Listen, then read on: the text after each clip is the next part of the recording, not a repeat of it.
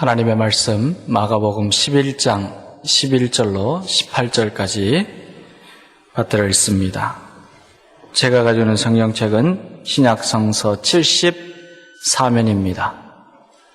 마가복음 11장 11절로 18절 말씀 받들어 읽을 때에 하나님의 계시의 말씀으로 저와 여러분이 받을 수 있기를 바랍니다. 11절입니다. 예수께서 예루살렘에 이르러 성전에 들어가사 모든 것을 둘러보시고 때가 이미 저물매 12 제자를 데리시고 베다니에 나가시니라. 이튿날 그들이 베다니에서 나왔을 때에 예수께서 시장하신지라. 멀리서 잎사귀 있는 한 무화과 나무를 보시고 혹 그 나무에 무엇이 있을까 하여 가셨더니 가서 보신즉 잎사귀 외에 아무것도 없더라. 이는 무화과의 때가 아님이라. 예수께서 나무에게 말씀하여 이르시되 이제부터 영원토록 사람이 내게서 열매를 따먹지 못하리라 하시니 제자들이 이를 듣더라. 그들이 예루살렘에 들어가니라. 예수께서 성전에 들어가사 성전 안에서 매매하는 자들을 내쫓으시며 돈 바꾸는 자들의 상과 비둘기 파는 자들의 의자를 둘러 엎으시며 아무나 물건을 가지고 성전 안으로 지나다님을 허락하지 아니하시고 이에 가르쳐 이르시되 기록된 바 내 집은 만민이 기도하는 집이라 칭함을 받으리라고 하지 아니하였느냐. 너희는 강도의 소굴을 만들었도다 하시매 대제사장들과 서기관들이 듣고 예수를 어떻게 죽일까 하고 꾀하니 이는 무리가 다 그의 교훈을 놀랍게 여김으로 그를 두려워하밀러라. 아멘. 성숙하다 하는 말은 무슨 뜻이겠습니까? 우리가 언제 나는 성숙하다 그렇게 말할 수가 있겠습니까? 심리학자이고 개인의 성격 연구에 초점을 맞춘 최초의 심리학자 중에 한 사람인 고든 올포트라고 하는 사람은 말을 하기를 성숙은 자아감의 확대다 그렇게 설명을 합니다. 내 자아, 나의 정체, 또 나의 삶이 점점 확대되어 가는 것이라 그런 말을 합니다. 성숙이라고 하는 것은 나라는 존재가 내 자신만의 울타리에 머물러 있지 않고 점점 그 크기나 대상이 자라나는 것을 말합니다. 예를 들어서 성숙한 사람은 자기만 생각하지 않습니다. 자기에게는 부모도 있고 형제도 있고 이웃도 있고 직장의 동료도 있고 사회도 있고 나라도 있고 민족이 있다 하는 의식을 가지면서 살아갑니다. 나만 보고 살지 않습니다. 그 시각의 폭을 점점 더 넓혀갑니다. 아무리 화려한 집에 살고 아무리 고급 승용차를 타고 다녀도 남을 배려하는 태도를 가지지 못하면 그 사람은 아직도 미성숙한 사람입니다. 아무리 나이가 들었고 아는 것도 많고 가진 것이 많더라도 다른 사람이 어찌 되었든 간에 오직 내 입장, 내 처지, 내 기분, 내 유익만 생각하는 사람은 아직도 미성숙한 인격자입니다.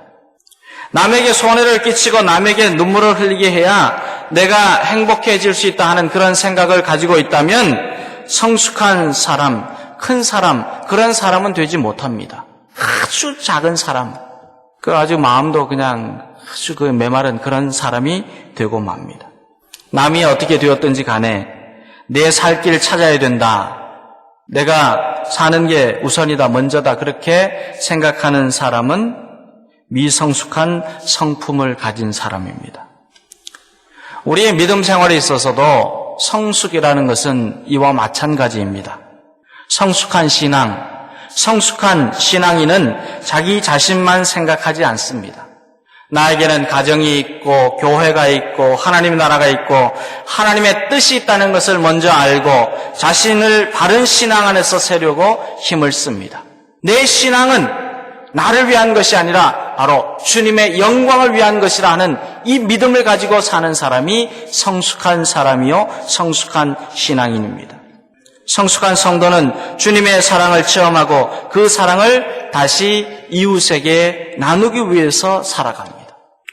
성숙한 그리스도인의 특징은 남에 의해서 그리고 남을 위해서 예배드리지 않습니다. 기도할 때도 다른 사람이 나를 위해서 기도해 주는 것만 받지 않습니다. 헌금도 그런 마음으로 하지 않습니다. 누가 알아주니까 하고 어디가 어려우니까 하고 그렇지 않습니다.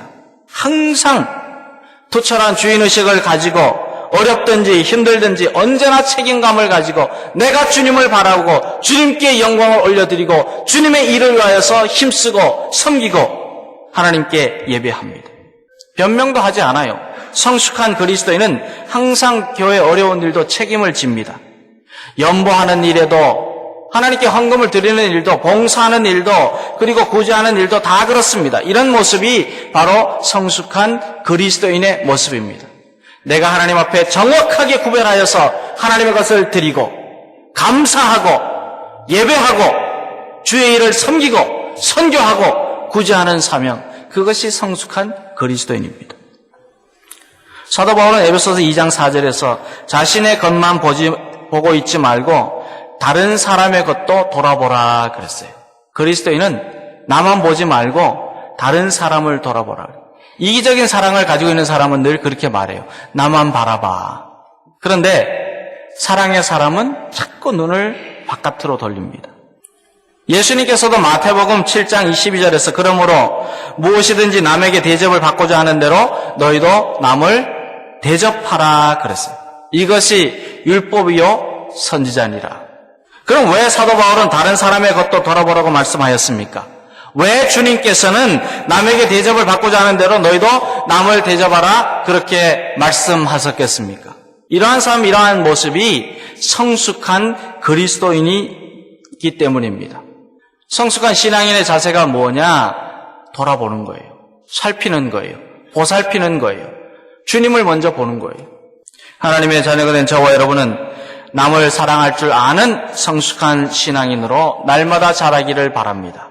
나보다 남을 더 보살필 줄 알고 더 섬길 줄 알고 더 낮아질 줄 아는 그러한 성숙한 그리스도인이 되기를 바랍니다. 우리가 어떻게 해야 예수님이 기뻐하시는 그런 자라나는 모습으로 살아갈 수 있습니까? 어떻게 해야 성숙한 그리스도인이라 그렇게 말할 수 있겠습니까? 오늘 말씀을 보면 예수님께서는 생애의 마지막 예루살렘 여행 중에 있었던 일을 기록하고 있습니다. 11절부터는 예수님께서 예루살렘 성전을 둘러보신 후에 저녁이 되어서 베다니로 내려가셨습니다. 그리고 그 다음날 베다니에서 예루살렘으로 다시 들어가시는데 몹시도 배가 고프셨어요. 그런데 예수님은 멀리서 잎이 무성한 무화과 나무를 보시고 혹시 그 나무에 열매가 있지 않을까? 무화과가 아주 달고 맛있잖아요. 그래서 그걸 먹으면 좀 시장기도 덜고 힘이 나겠다 생각하여서 잎사귀가 있는 것을 보시고 가까이 가셨습니다. 그런데 13절에는 무화과에 열매는 없고 잎사귀밖에 아무것도 볼 수가 없었습니다. 왜냐하면 무화과의 철이 아니었기 때문입니다. 그런데도 14절 말씀 보면 예수님께서는 그 무화과를 책망하십니다. 마태복음에 보면은 그 말씀을 뭐라고 표현하고 있느냐면은 무화과 나무를 저주하셨다 그랬어요. 이 저주의 말의 원래의 뜻은 뭐냐면은 책망하다, 심판하다 그런 의미예요. 주님이 그것을 보시고 심판하셨어요. 그리고 15절 이하에는 제자들과 함께 예루살렘으로 들어가신 예수님은 성전뜰에서 물건을 팔고 사는 사람들을 모두 다 내어 쫓으십니다.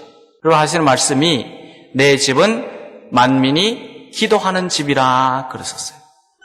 사랑하는 여러분, 오늘 말씀에 기록된 예수님의 행적은 이 시대를 살아가는 저와 여러분이 어떻게 성숙한 그리스도인으로 자라날 수 있게 되는가를 교훈해 주고 있습니다.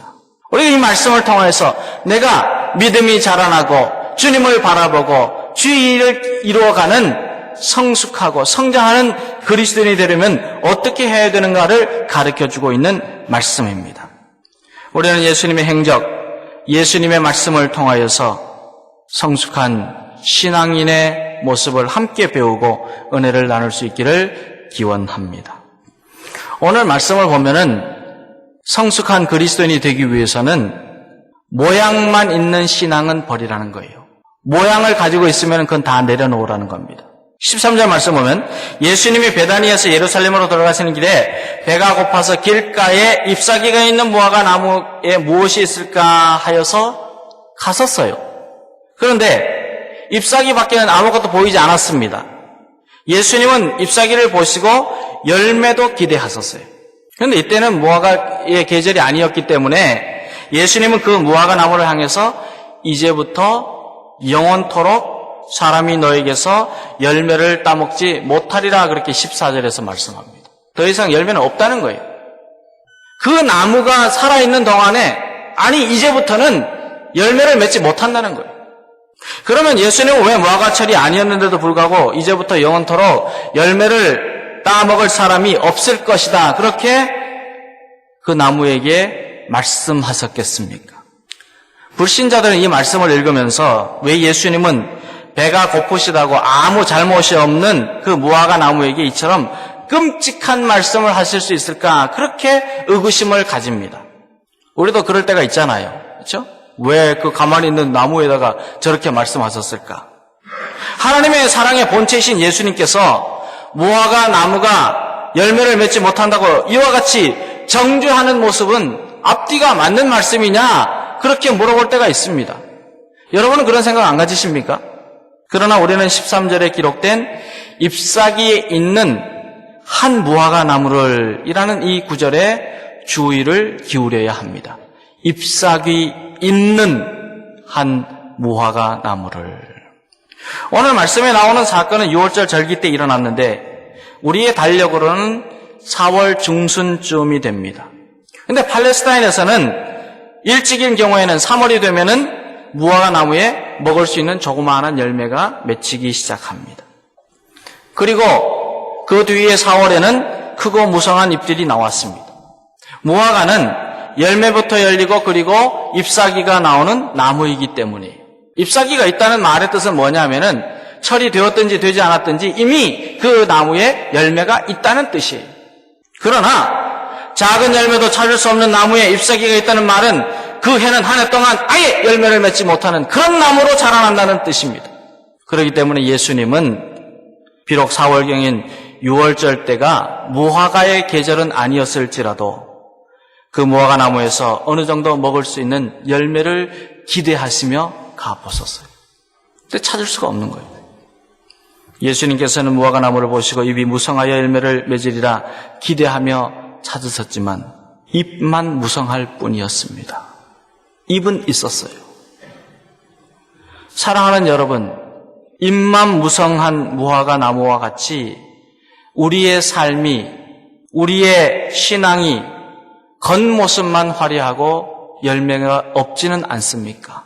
주님이 기대하시는 열매가 있습니까? 우리의 예배에 그리고 우리의 섬김에 모양만 있다면 주님은 우리의 외식을 보고 책망하십니다. 사도 바울은 디모데후서 3장에서 디모데에게 편지를 하기를 말세에 고통할 때가 이르느니 사람들이 자기를 사랑하며 돈을 사랑하며 자랑하며 교만하며 비방하며 부모를 거역하며 감사하지 아니하며 거룩하지 아니하며 무정하며 원통함을 풀지 아니하며 모함하며 절제하지 못하며 사나우며 선한 것을 좋아하지 아니하며 배신하며 조급하며 자만하며 쾌락을 사랑하기를 하나님 사랑하는 것보다 더하며 경건의 모양은 있으나 경건의 능력은 부인하니 이 같은 자들에게서 내가 돌아서라 그랬어요. 경건의 모양만 있는 사람에게서 돌아서라. 잎만 무성한 그런 무화과 나무 같은 사람은 되지 말라. 주님이 말씀하십니다. 저와 여러분은 어떻습니까? 우리에게 믿음 생활의 모양이 있는 것처럼 믿음의 능력, 경건의 능력을 가지고 신앙 생활을 하고 있습니까? 우리 교단의 규례를 보면 목사, 장로, 권사, 안수집사, 서리 집사의 의의가 있어요. 목사는 그리스도의 양인 교인을 양육하는 목자이며 모든 교인의 모범이 되어서 교회를 치리하는 장로이며 그리스도를 봉사하는 종과 사자이며 그리스도의 말씀으로 교인을 깨우치는 교사이며 구원의 복된 소식을 전하는 전도자이며 그리스도께서 가르쳐 주신 교훈을 지키는 자이며 하나님의 도를 맡은 청직이라 그랬어요. 장로는 교회의 택감을 받은 7위 회원이 되고 목사와 협력하여 행정과 권고와 징계를 관장하며 교회의 신령한 관계를 살피며 교인들이 교리를 오해하거나 도덕적으로 부패하지 않도록 권면하며 회개하지 않는 자에게는 당회에 보고하여 그 직무를 감당한다 그랬어요. 안수 집사는 교회의 택함을 받고 재직회의 회원이 되며 교회를 봉사하고 헌금을 수납하며 구제에 관한 일을 하는 직무가 있다 그랬어요. 권사는 교회의 택함을 받고 재직회 회원이 되며 교역자를 도와서 궁핍한 자와 환난당한 교우를 신방하고 위로하며 교회의 덕을 세우기 위해서 힘쓴다 그랬어요. 서리 집사는 진실한 무음 세례교인 혹은 입교인으로 1년을 경과하여서 교회에 등록한 후에 교인의 의무를 성실하게 이행한 자 중에서 당회가 매년 임명한다 그랬습니다. 사랑하는 여러분, 우리는 목사로, 장로로, 권사로, 안수 집사로, 서리 집사로, 교사로, 찬양대원으로, 봉사자로, 성도로 부르심을 받았지 않았습니까? 그런데 우리가 모양만 가지고 있다면, 그런 직분자라면 우리는 잎사귀만 무성한 무화과 나무와 무엇이 다르단 말입니까? 이름만 가지고 있다면 우리에게서 주님의 향기가 나오고 주님의 빛이 비추어져야 되고 주님의 소금이라 말씀하는데 아유 장로님, 아유 목사님, 아유 권사님, 집사님, 그런데 그 속에 뭐가 담겨 있는 거예요? 우리가 세상보다 주님을 더 사랑하는 성숙한 그리스도인, 나보다 남을 더 사랑하고 섬기는 성숙한 그리스도인이 되기 위해서는 모양만 가지고 있었던 믿음, 모양만 가지고 섬겼던 직분은 다 벗어버려야 돼. 우리에게 그리스도인이라고 하는 모양은 있는데 그 속에 흉내만 냈던 신앙생활이 있었고 그리스도는 없이 이름만 가지고 있었던 그리스도인이라면 이제는 주님의 십자가 아래 다 내려놓고 회개할 수 있기를 바랍니다. 저와 여러분은 경건을 모양만 가지고 있다면 이제는 경건의 능력으로 사는 성도가 되기를 바랍니다. 말씀과 기도로 충만하고 언제나 찬송이 끊이지 아니하고, 이 찬송이 있다고 하는 것은 날마다 주님께 감사가 있다는 거예요. 내 말 속에서 언제나 기쁨과 평강이 넘쳐나는 그 감사가 있다는 거예요. 불평하고 불만하지 않아요. 경건한 능력의 그리스도인은 주의 복음을 전파합니다. 섬깁니다. 구제합니다. 사랑하는 여러분, 저와 여러분은 경건의 능력으로 성장하는 그리스도인이 되어서 주님이 기뻐하시는 풍성한 열매를 맺어가기를 간절히 기원합니다. 이런 생애가 되기를 바랍니다. 주님이 기대하시는 생애는 바로 이런 모습이에요. 겉모습이 아닙니다. 마음 중심을 보시는 주님이십니다. 저와 여러분은 주님을 기쁘시게 하는 성숙한 그리스도인이 되는 복된 생애가 되기를 기원합니다.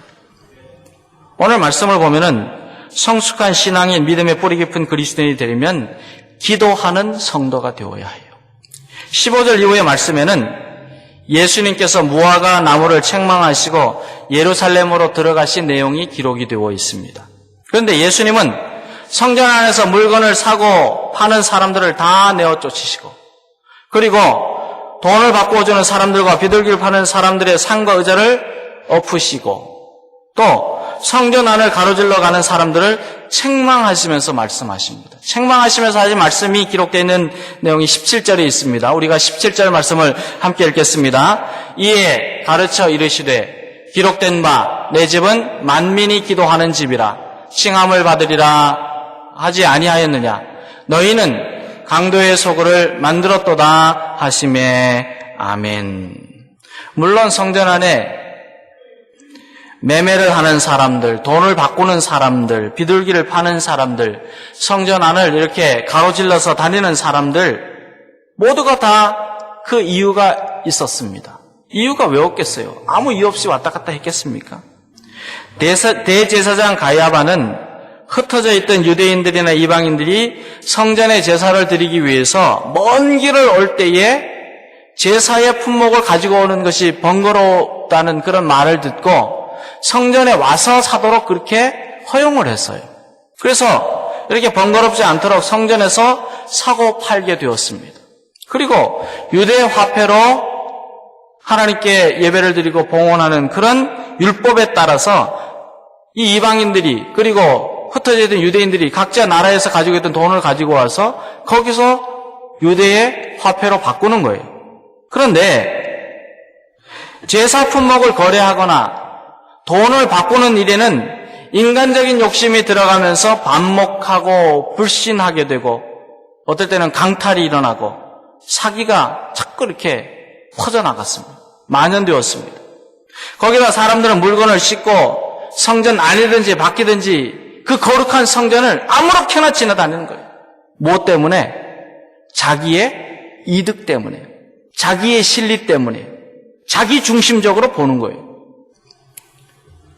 경건의 모양은 있지만 경건의 능력을 찾아볼 수가 없습니다. 이때 주님은 여기가 기도하는 집이고 이때가 기도해야 될 시간이고 우리가 바로 기도해야 될 사람이라 말씀합니다. 돈을 바꾸고 물건을 사고 팔고 그리고 예배를 드리기 위해서 이리저리 분주하게 다니고 그것이 중요한 게 아니라 먼저 기도하는 집이 되고 기도하는 성도가 되고 기도하는 일을 위해서 힘쓰라는 거예요. 사랑하는 여러분, 주님과 함께 살고 주님의 뜻대로 주님의 사랑을 실천하며 사는 그런 성숙한 그리스도인이 되기 위해서는 기도해야 돼요. 저와 여러분이 만민의 집에 나와서 뭐 합니까? 여기에 나와서 뭐 합니까? 기도해요. 기도가 먼저예요. 기도. 새벽마다 기도하고 예배 때마다 기도하고 우리의 가지고 있는 간구를 가지고 기도하고 주일날뿐만 아니고 주중에도 언제나 열려 있어요. 교회 오면은 고요한 가운데 주님을 만나서 기도할 수가 있어요. 낮이든지 오후든지 저녁이든지 밤에 와도 되고 기도하는 거예요. 모디 목사님이 지나가다가 한 교회를 무심코 보니 지붕 위에 마귀가 들끓고 있어요. 영적인 분이어서 보니까 교회 안에 들어가 봤더니 아니나 다를까 텅텅 비어 있었어요. 그래서 안타까운 마음으로 그렇게 말을 했습니다. 기도하지 않는 교회구나. 후에 그 길을 지나갈 기회가 있어서 다시 지붕을 보는데 이번에는 마귀들이 괴로워하면서 발악을 하고 있었대요. 교회에 들어가 보니 몇몇 성도들이 기도를 열심히 하고 있었어요. 얼마 후에 다시 그 지역을 지나가다가 교회를 보고 지붕을 봤는데 이번에는 마귀가 새카맣게 타주고 있었더래요. 그래서 교회 안에 들어가 봤더니 교인들이 가득한데 얼마나 뜨겁게 기도하는지 몰라요. 기도하는 교회. 교회는 기도하는 교회가 되고 성도는 기도하는 성도가 되어야 돼요. 우리 교회도 기도하는 교회가 되고 기도하는 성도들로 가득하게 되기를 주님의 이름으로 기원합니다. 기도하는 사람에게는 능력이 나타납니다. 기도하는 사람에게는 행복이 넘쳐납니다. 기도하는 사람에게는 하나님을 만나는 은혜가 있습니다. 기도하는 사람은 예수 그리스도의 복음의 증인이 되고 기도하는 사람은 하나님과 동행하게 되고 기도하는 사람은 날마다 주님을 닮아가게 되고 기도하는 사람은 하나님의 집에 영원히 살게 됩니다. 이 믿음을 가지고 우리의 기도의 시간도 더 늘어날 수 있게 되기를 바랍니다. 하루에 밥 먹는 시간에 기도하는 시간만 있었다면 이제는 그 시간 외에 1분 이상 기도하기를 바랍니다. 하루에 1분 이상 기도했던 분들은 5분씩 기도할 수 있기를 바랍니다. 5분 하였던 성도는 10분 하고 10분 하였던 성도는 30분 하고 30분 기도하였던 성도는 1시간씩 기도하는 그런 주님의 자녀들이 되기를 바랍니다. 기도해야 돼요. 기도해야 영적으로 주님과 교통하고 주님의 능력을 받고 주님의 뜻을 분별하고 주님의 일을 감당할 수 있는 거예요. 이 세상에서 그리스도인들을 어떻게 살려고 합니까? 무엇을 의지해서 삽니까? 기도예요. 기도. 교회를 위해서 기도하고 성도를 위해서 기도하고 LA와 캘리포니아를 위해서 기도하고 이 캘리포니아 영적인 문제를 가지고 우리가 기도해야 되지 않겠습니까? 한인타운을 위해서 기도하고 조국을 위해서 열방과 복음 전파를 위해서 이 사명 완수하도록 기도하는 성도들이 되기를 바랍니다. 세상적인 말을 하기에 분주한 우리 입에서는 날마다 기도의 문이 더 활짝 열려갈 수 있기를 바랍니다. 우리의 기도의 문이 열릴 때 우리의 믿음은 자라나게 되고 소망은 넘쳐나게 되고 사랑으로 섬기는 힘을 얻게 됩니다. 저와 여러분은 기도하는 성도들이 되어서 주님이 주시는 은혜를 풍성히 받고 날마다 성숙한 그리스도인으로 자라나게 되기를 주의 이름으로 기원합니다. 사랑하는 여러분, 주님이 시장하신지라 그랬어요. 시장하신지라. 예수님은 지금도 하나님 나라를 위해서 함께 일하고자 하는 사람을 찾으시느라고 시장하시고, 나라와 교회와 성도들을 위해서 기도하는 사람을 찾으시느라고 시장하십니다. 이때 저와 여러분은 주님, 제가 여기 있습니다 고백하였던 이사야 선지자와 같이 주님 앞에 나아가서 주님의 마음을 시원하게 해드리는 그런 성숙한 신앙인, 주님과 함께 일하는 영광을 누리게 되는 성숙한 그리스도인이 되기를 주님의 이름으로 기원합니다.